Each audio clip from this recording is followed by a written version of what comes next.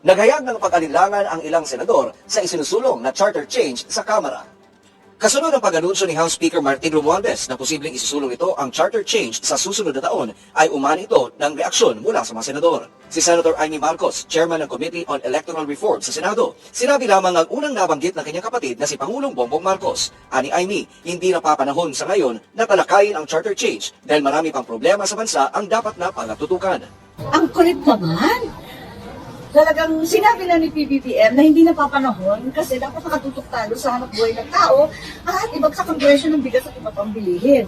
Kinasyon rin ng senadora kung bakit pinagpipilitan na isulong ang tsa-tsa kung 2 beses na itong ibinasura. At nang tinanong naman kung bakit paulit-ulit na lumulutang ang pagsusulong ng tsa-tsa, ay sinabi ni Imee na posibleng may nangangambisyon ng mas mataas na posisyon sa gobyerno. Bakit may gusto mag-prime minister na hindi manalo sa presidente? Samantala para naman kay Senate Minority Leader Aquilino Coco Pimentel III, bukas siya sa pagsusulong ng tsa-tsa para repasuhin ang konstitusyon.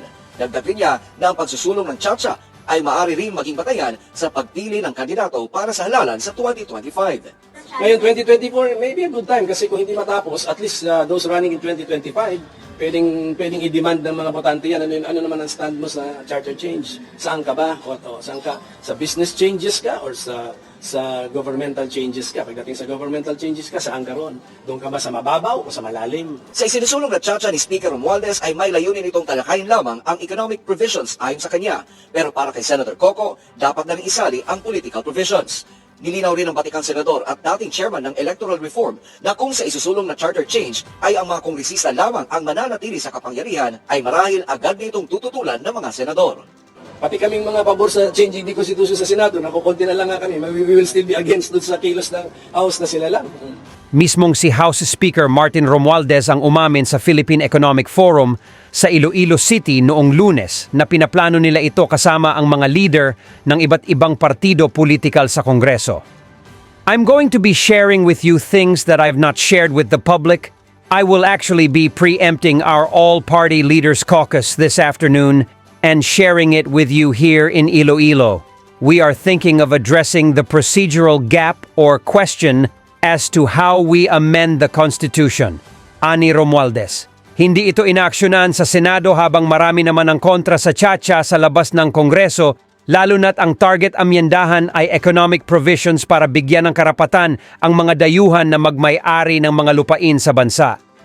Duda rin ang mga anti-tsa-tsa group na hindi gagalawin ang political provisions para mapalawig ang termino ng mga incumbent elected officials mula Pangulo hanggang sa local executives. Gayunpaman, hindi sumusuko ang Kongreso kaya nais ng mga ito na ang taumbayan na ang magdesisyon kung anong paraan nais nilang bumoto ang mga senador at congressmen sa mga aamyendahan sa saligang batas. Minaliit lamang ni Senate President Juan Miguel Zubiri ang isusulong na charter change, tsa-tsa, ng Kamara de Representantes dahil tingilang ang masusugan sa 1987 Constitution sa pamamagitan ng People's Initiative. Giit ni Zubiri, hindi maaaring maisulong ang malalaking probisyon tulad ng paglipat sa parliamentary system sa sistema ng People's Initiative. So hintayin natin ang plano ng Kamara tungkol diyan kung ano talaga ang gusto nilang gawin. Dagdag pa niya.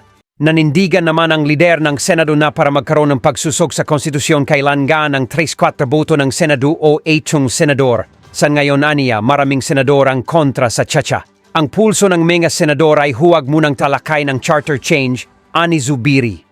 Naunang sinabi ni Speaker Ferdinand Martin Romualdez na isusulong nila ang tsa-tsa sa susunod na taon sa pamamagitan ng People's Initiative.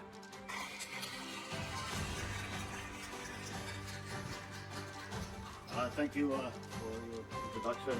Our Trade Secretary of PACQUIAO, the other members of the Philippine delegation, the Ambassador of the Philippines to Japan, Milan Garcia Albano, of course our partners in the private sector, Philippine and Japanese investors, and who are here today to give us a briefing and to join us in the signing of the new letters of intent. Distinguished guests, ladies and gentlemen, good afternoon. It is a distinct honor to stand before you today at this Pledges and New Agreements event on the sidelines of the ASEAN-Japan Commemorative Summit a testament to the unwavering commitment between partner companies from Japan and the Philippines. I extend my gratitude to all our private sector partners for their continuing interest in the Philippines, and we will strive to do all that we can so that these partnerships that we have created will be beneficial to all. This gathering marks a significant juncture where we revisit the pledges that remain, assess the progress that we have achieved, and embark on new ventures to fortify the economic ties binding our nations. Our efforts to bring conversations on macroeconomic fundamentals and investment opportunities closer to the international business community underscore our commitment to driving growth in the 21st century economy. Equally crucial is our proactive approach to soliciting feedback from our investor stakeholders. These pertinent suggestions that you bring to us, especially those communicated to us by our valuable stakeholders from Japan during our engagements with them since my previous visit and other occasions, shape our policies, ensuring that they resonate with the needs and aspirations of you, our partners. I would like to stress and reiterate to our valued partners here today that we continue to listen to the issues that you bring up, all your concerns and suggestions on what needs to be done to continue supporting and ensuring the success of investment in the Philippines. As we have recently demonstrated, we take due note of the valuable feedback we received from you, and we worked closely with Congress to enact much needed legislation that we hope will answer your needs and concerns. And that is why the Speaker of the House of Representatives of the Philippines is here and accompanying us on what is essentially a business delegation.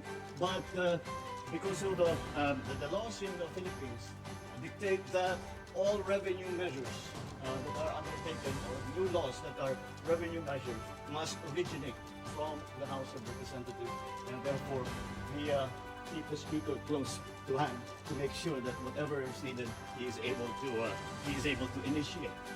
We recognize now that these letters of intent will not come to fruition without an investment ecosystem in place that will allow them to thrive and succeed.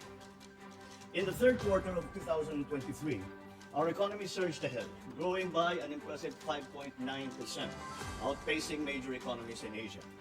With a projected full-year economic growth close to the 6 to 7% target for 2023, the Philippines is set to lead the region. The recognition from international financial institutions, including Fitch Ratings, affirms the stability and resilience of our economic landscape. Our assurance to purposeful reforms remains steadfast. Amendments to the Public Service Act, Foreign Investments Act, the Retail Trade and Liberalization Act, and the Renewable Energy Act signal a new era for strategic, sustainable investments. These reforms, complemented by streamlined business registration and the Corporate Recovery and Tax Incentives for Enterprises, or CREATE Act, have positioned the Philippines as one of Asia's fastest growing economies. As a matter of fact, the CREATE Act is now in the process of amendment to take into account some of the concerns that the businessmen, not only from Japan, but from around the world, have brought to our attention.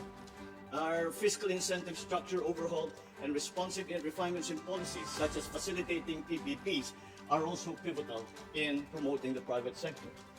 They create, for example, they create now amendments. The name of the original law was the CREATE law, and the amendments are now going to be contained in what will be the title of which is the CREATE Now law. And I will just give you a few examples of a couple of examples on what we have been able to do. For example, we are returning to the investment promoting agencies, such as the Board of Investment, the PESA, the Export Zone Authority, and we are moving it from the Department of Finance, putting it back under the Board of Investment.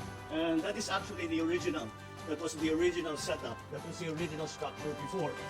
But we had to change it because we had to respond to the vagaries of the COVID pandemic. But since the pandemic is much lessened, then we have now decided to return it back to the BOI so that we can eliminate one extra step in terms of the processing and the assessment of investments coming in. The other point that I would like to bring up, which is something that has been brought up to us by especially our Japanese partners, are the facilitation of the tax rebates that have been waiting for many years. And again, the actual payment for that has been delayed. COVID also played a part in that. But now, since things have normalized, I think that we can now return and talk to our internal revenue to accelerate the payment of those rebates. The gentleman at the end of this is actually, I think you met him a little, you had a chance to talk a little bit earlier. He is the commissioner of the Bureau of Internal Revenue. He collects the taxes. And so when you have a problem with the tax rebates, I'll give you his number, you can go directly to him. We also have just operationalized the Maharlika Investment Fund, which is our sovereign wealth fund. Further reinforces our commitment to financing priority projects and driving socio-economic impact. Our focus on ease of paying taxes and regulatory streamlining exemplifies our dedication to supporting businesses. Proposed measures such as the motor vehicle users charge increase and the introduction of an excise tax on single-use plastics underline our commitment to a sustainable and prosperous future. I am also pleased to share with you a significant and very recent development that underscores our commitment to progress and innovation. Recently, I signed, whilst in the midst of COVID, it is the first bill that I signed into law by myself. Usually the whole Congress is with me, but since I was suffering from COVID at the time, I had to do it by myself because it was so important that we enact that bill into law. And two priority bills were signed during my period of isolation, and these landmark measures, namely the Public-Private Partnership Code of the Philippines and the Internet Transactions Act of 2023, reflect our nation's dedication and readiness to accelerate development and embrace the digital economy.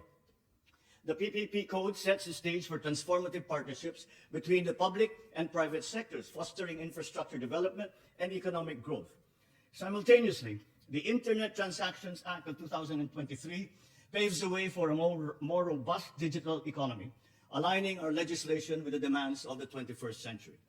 This administration's firm support, even in challenging times, reaffirms our determination to build a dynamic, resilient, and progressive future for the Philippines. These legislative milestones will undoubtedly play a pivotal role in shaping the landscape of our economic progress and technological advancement.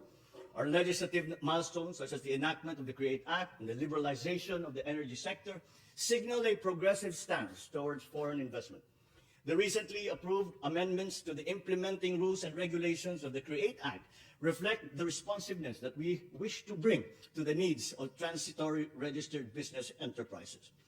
This administration continues to demonstrate its commitment by continuing to review the CREATE Act for any needed amendments and revisions that are designed to further foster a favorable business environment, encouraging both domestic and global firms to invest strategically.